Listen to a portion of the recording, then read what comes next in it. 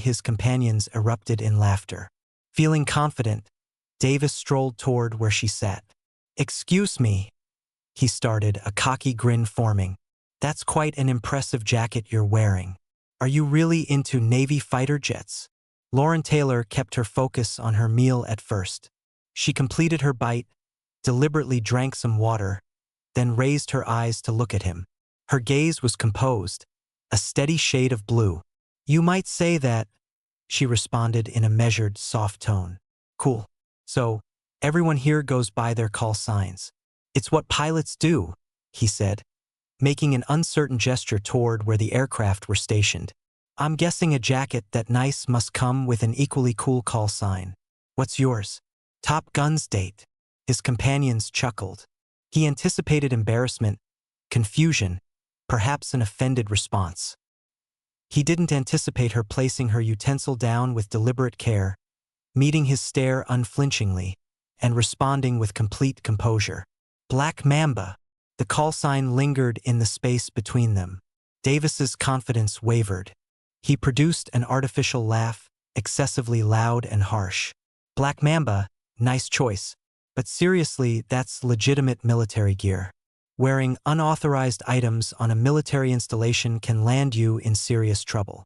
Lauren resumed eating. "I understand the uniform code of military justice, Corporal." "Do you really? Because your name tag reads Taylor. And those insignias VMFAT 101. The Sharpshooters Squadron. Are you claiming to fly Hornets?" Multiple Marines in the vicinity started observing with tired acceptance. This scenario was familiar to them. "I've served with the Sharpshooters," Lauren stated, revealing minimal information. Davis's irritation grew. "Fine. Show me some identification." Silently, Lauren retrieved her military access card and extended it. Davis grabbed it, anticipating a dependence card. Instead, he observed the green backdrop indicating an active officer. He noted the name Taylor, Lauren E., along with the rank 04 Major. Dread settled in his chest, yet his ego remained defiant. "This might be counterfeit," he muttered. The photograph was captured at the Deers facility in Yuma. "Their equipment is subpar," Lauren explained. "The electronic chip functions properly. There's a verification device at the dining facility entrance if you wish to authenticate it." He found himself completely trapped. He tapped the WTI insignia on her chest. "What about this patch?" "Weapons and Tactics Instructor. That represents the elite.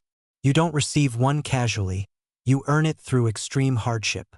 When his finger made contact with the insignia, the dining hall sounds seemed to warp in Lauren's perception, overtaken by different sensations.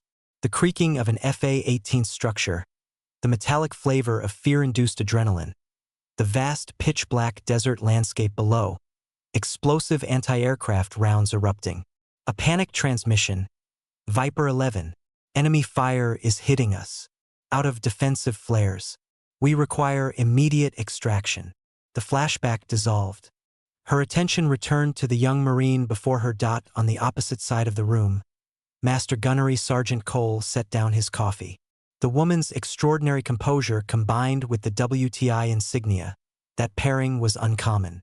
Then he noticed her name tag. Taylor. Cole felt a chill run through him. The name, the insignias, the call sign Black Mamba.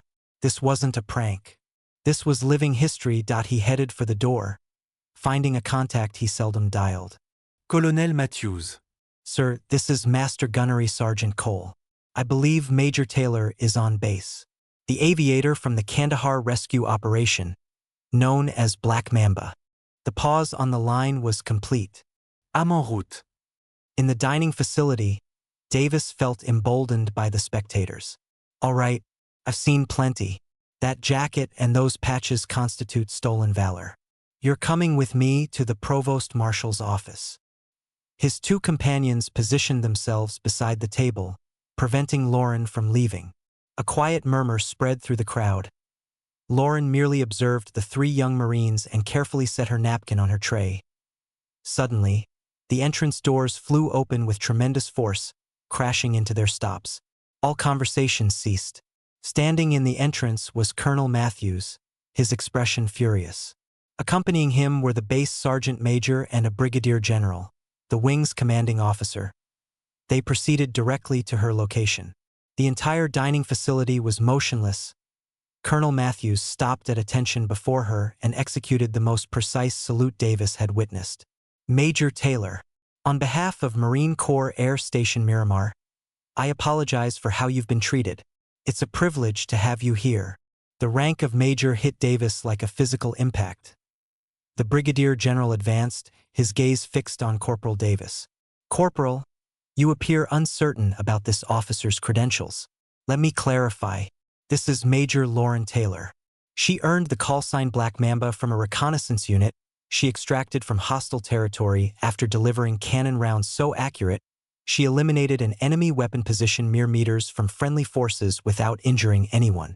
She's logged over 600 combat flight hours in the FA-18 Hornet. She's a qualified weapons and tactics instructor.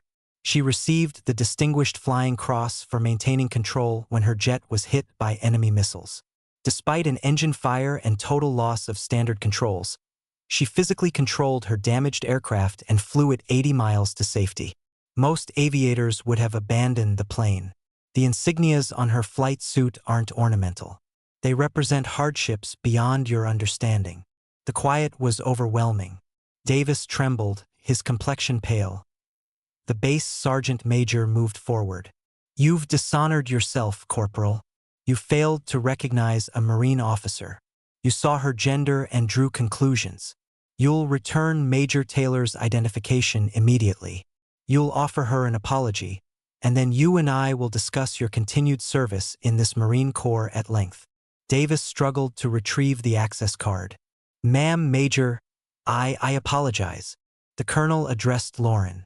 Major, should you choose to file charges, you have my complete backing.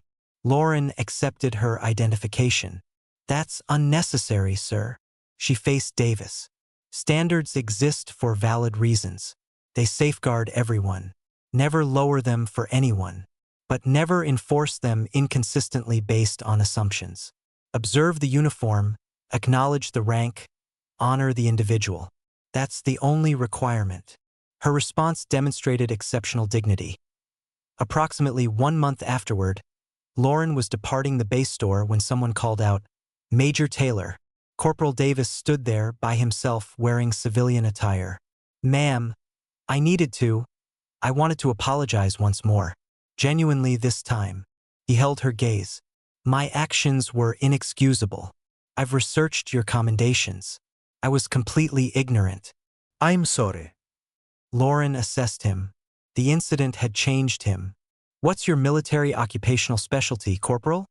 0311, ma'am, infantry rifleman. She acknowledged this. A demanding position, the foundation of the Corps. You maintain high standards in that role as well. Yes, ma'am. Making the effort. Excellent. Take this as a lesson, Corporal. Don't allow it to become your identity, but never erase it from memory. The finest Marines are those wise enough to grow from their mistakes. He appeared shocked by her absence of hostility. Ma'am. He nodded respectfully and departed. Lauren observed his departure, then walked toward her vehicle. Dusk was falling across the airfield, and a fresh training curriculum required development. The duties were endless.